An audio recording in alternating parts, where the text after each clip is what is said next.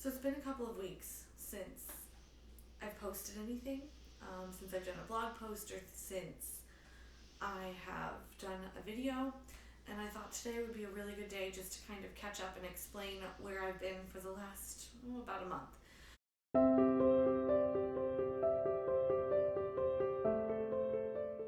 Hi, I'm Stacey Menton from SingingMamasHomestead.com, where we provide information for singers and professional voice users about vocal wellness on a path to whole person wellness. Today we're going to talk a little bit about the whole person wellness as it pertains to me, as it turns out. I have always been this person that just kind of goes and goes and goes. And the number one lesson that I've learned is that sometimes I need to slow down, and maybe I try to pay attention to everything my body might be telling me, but I'm not sure that I paid enough attention this time. I fell asleep on the couch while my husband was reading my son a bedtime story. That's not new. I do that all the time. Fell asleep on the couch, went to go back to my room, saw a cockroach, which probably is part of what saved my life as well, because I saw the cockroach and screamed, and then apparently after that I passed out. I collapsed, but my scream woke my husband up, and he was like, "Stacey, what is it? Is it a bug?" And I guess I didn't answer him, and then I collapsed, and he quickly killed said bug, and then he was getting ready to call 911 when I came to, but he said that I was breathing funny. I suspect what he saw was what's called agonal breathing, which is not real breathing. It's almost like gasping, and a lot of times you'll see that in patients with heart attacks, and I did have some heart strain because of the pulmonary embolisms, because of the pulmonary emboli. So he called 911. The ambulance came because of the way my house is. When you get back to my bedroom, there was no way of getting the stretcher into the house and taking me that way, so they told me I had to stand up and walk, which freaked me out because I was having a hard enough time trying to breathe just sitting on the floor. Apparently I was very pasty white, I was clammy, all signs of a pulmonary embolism. And then they got me into the ambulance, and I asked them not to put an IV in unless they had to, and they took my blood pressure, and my blood pressure was like 80/60 or something ridiculously low, and they said, or 80/40 I think they said. So they had to run an IV because they had to start giving me fluids, and I started to feel a bit better once they got me to the hospital. It's not a hospital, it's the nearest hospital, which is where they're required to take you, no matter how much you beg them to take you to the hospital where you work.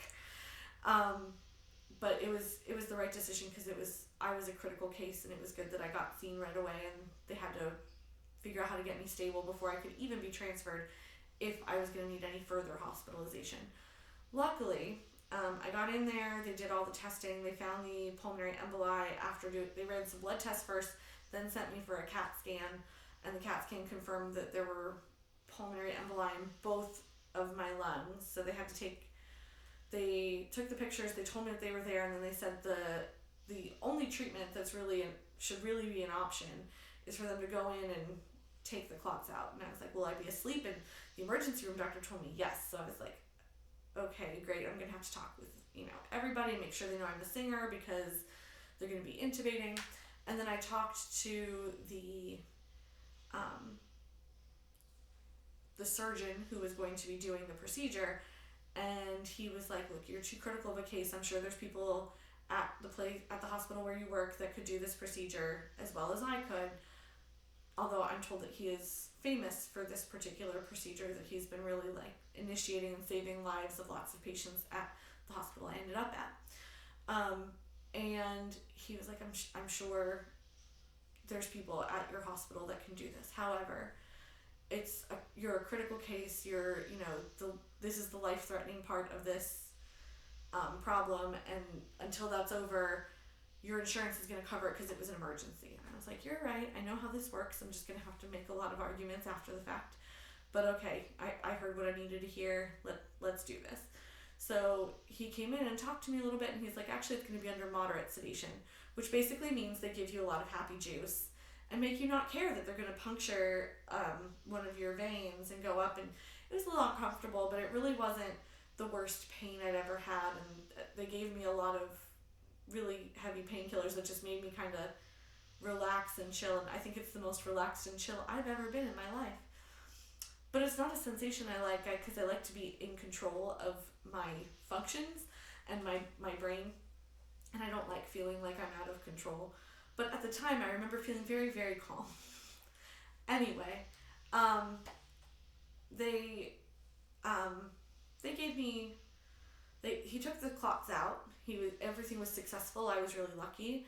And then I went through some additional testing that afternoon and evening. I stayed the night in the hospital, and then the next day, I thought they were going to make me stay one more day because they had me on heparin, which is a blood thinner.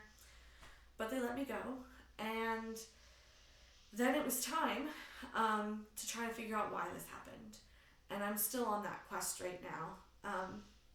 It's been really scary thinking that this just happened out of the blue. In case anybody is really curious, I was vaccinated with the Pfizer vaccine back in December and January. The Pfizer vaccine, from all of the research that has been done on so many people now, really doesn't show a correlation with blood clots and the Pfizer vaccine. So that's ruled out. Some of my blood work has come back a little funny, but it's difficult to tell because the one test requires 2 tests that are like 12 weeks apart to prove that might actually be the problem. And then there's some genetic testing that's still not back yet, and some of the other testing came back abnormal because I'm on a blood thinner now. It's all been a very interesting journey, and I still have quite a ways to go. And I did, luckily, get to go home on Mother's Day. Well, on the Saturday before Mother's Day, because it happened Friday. Saturday night, they released me from the hospital around 5 o'clock. And my husband came to get me, and I got to be at home with my kids on Mother's Day. And at the time, the only emotion I was feeling was gratitude for being alive. And while I definitely still feel a lot of gratitude for being alive, I've also now started to have panic attacks that something's happening. Everything I feel in my chest, I question, is that something, or is that something I don't need to worry about? Am I breathing heavy because I have anxiety, or am I breathing heavy because I'm having another pulmonary embolus? I don't know, and it gets scary. But I try really hard to use I use the Headspace app. I'll link that in the description below. I've been using parts of the Headspace app to just kind of quell my anxiety. There's actually a free, one of the meditations I use is the free one that's for anxiety or like just feeling super anxious all of a sudden. And it is very helpful. It's 3 minutes long, and it just gets me, it brings me down and lets me think of things rationally. And otherwise, I'm just doing things like taking my blood pressure once or twice a day. I joined Noom not too long ago, so I'm pretty happy with that. And I've lost just over 6 pounds, getting close to 7. So that's exciting. Plenty more to go, but we're getting there, and the scale is going in the right direction. So that's exciting. But I did that maybe a week before all of this happened. So Noom is all about the psychology of losing weight, and it's really difficult to focus on the psychology of losing weight when you're also dealing with psychological issues of anxiety and PTSD from having pulmonary emboli. Anyway, this is getting really long, and I'm going to try to edit this down to make it a little bit shorter, but the things I learned. Number 1, my family. I've always known how much I loved my family. They've been my reason for a lot of things, but my kids and my husband especially were the people I was thinking about when I thought I was dying.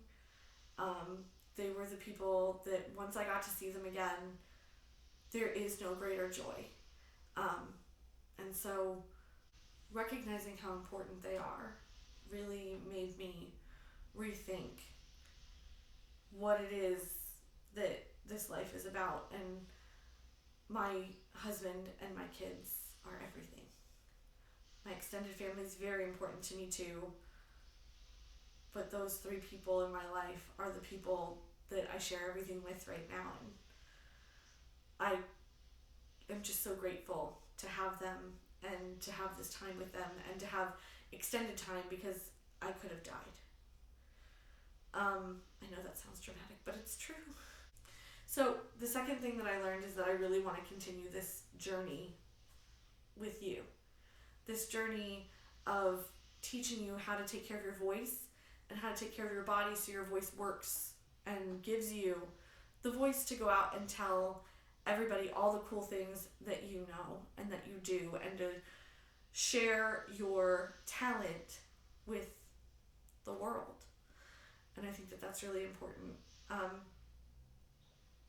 So in retrospect, while I've been away for a little while, I'm hoping that things kind of even out, and you and I are going to continue on this amazing journey together of discovering how to take care of your voice, which is what I can offer you, and how to take care of your body to protect your voice and to keep it healthy and continue along the trajectory of using your voice for all the amazing things that you do.